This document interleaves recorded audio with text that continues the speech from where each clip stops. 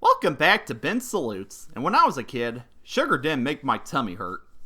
So DC and Warner Brothers finally decided to grace us with a Harley Quinn movie, and as you can imagine, lots of people hate it. Like this lovely person, who wrote, "Birds of Prey and the fabulous emancipation of one Harley Quinn is more than horrible. It should not exist. Money should never have been raised for it. The screenplay should never have been filmed. Margot Robbie shouldn't have produced it. She certainly shouldn't have starred in it." Well, gee, that's a bit harsh. One have at least said the screenplay could have used maybe a lookover or two. Anyway, if you could tell by the title, I love this movie so much I just had to do a video on it. And I'm a little surprised that there are a bunch of people out there that are putting this movie through the ringer. I guess they like more artsy comic book movies. Well, screw that. Time to give this movie the praise it deserves. So, in this loose sequel to Suicide Squad, which I didn't see, so I didn't feel lost while watching this one, long story short, Harley has broken up with the Joker, and she becomes the target of Gotham's unfinest, and gets wrapped up in a diamond heist, while other characters have some issues with her. It's as wacky and cartoony as you expect a Harley Quinn movie to be, and I love it. Boy, I tell ya, this is definitely my favorite DCEU movie. Don't get me wrong, I love Wonder Woman, Aquaman, and Shazam just fine, but this movie just touched me in a certain way. No, not that way, you pervs. Although Margot Robbie is quite the looker. There's a certain genre of movie that ain't done too much nowadays, live-action cartoon movies. It's a genre where live-action movies are so wacky and fast-paced that they feel like Looney Tunes cartoons.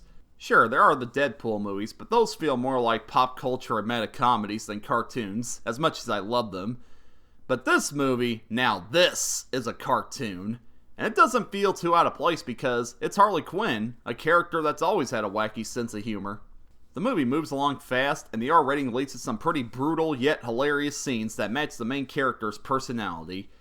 It was impossible for me to be bored by this movie because there was constantly action and plot going on that it didn't drag along. Maybe one scene in the middle, but it didn't take too long to pick back up. I also love that there was an animated sequence with character designs done by my guy, Shane Glines. Glad to see the man is getting more work. Also, any fan of Justice League Unlimited will recognize Black Canary and Huntress finally getting their big screen debuts. Huntress is bae. And even Renee Montoya, a character that was created for Batman the Animated Series, is a main character in this movie, and is a great down-to-earth contrast to all the wackiness going on. As much as I love wacky stuff, it's good to get a breather every now and then. There are some complaints that it shouldn't have been a Birds of Prey movie because they're barely in it, and all I can say is, are we watching the same movie here? Yes, it's true, Harley is the main character, but the other characters are there from the beginning. Yeah, they don't team up till the end, but would it have made much sense for the characters to pop up out of nowhere and be a team by the beginning of the movie? Not really. I don't think that would have worked for the story they were trying to tell here. Speaking of characters, I can't talk about this movie without talking about Obi-Wan Kenobi as Black Mask. Some people might call his performance over the top, but it fits in with the style of the movie. I miss villains that completely ham it up. You can tell he was having fun, and that makes the scenes where he's actually menacing and serious all the more creepy because you don't see him coming. Now, of course, there's going to be those kind of people that want to call this an awake movie because it shows girls kicking ass. How does a girl take down a group of men like it's no problem? That's completely unrealistic and proof of Hollywood. Alright, enough of that. Yeah, and how many movies have you seen where a guy does the exact same thing? I don't care how in shape I am. If I had to fight 50 guys in a row, I think I might get tired. Not to mention my hand will hurt from all the punching I'll be doing. It's movies, man. Fiction. It's supposed to be unrealistic. So let me get this straight. You believe a guy dressing up as a bat, running around at night, beating up criminals, yet still being able to go to work the next day with no sleep. You believe an alien coming to Earth, being the most powerful being there is. And you believe a mercenary who spouts out pop culture references, is able to talk to the audience, and has the power to regenerate himself. Yet, you draw the line at a bad girl who is trained by the biggest villain in Gotham and beats up people with a baseball bat? Y'all have some weird standards.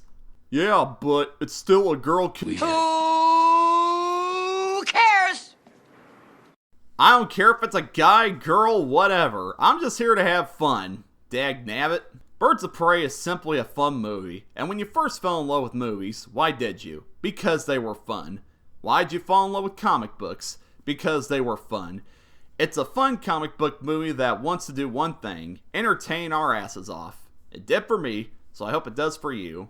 If not, no biggie. Not everybody likes the same thing. Just leave people who love what you don't like alone. Birds of Prey is a live-action cartoon that goes all out with its style and humor. And what's wrong with that, Puddin'?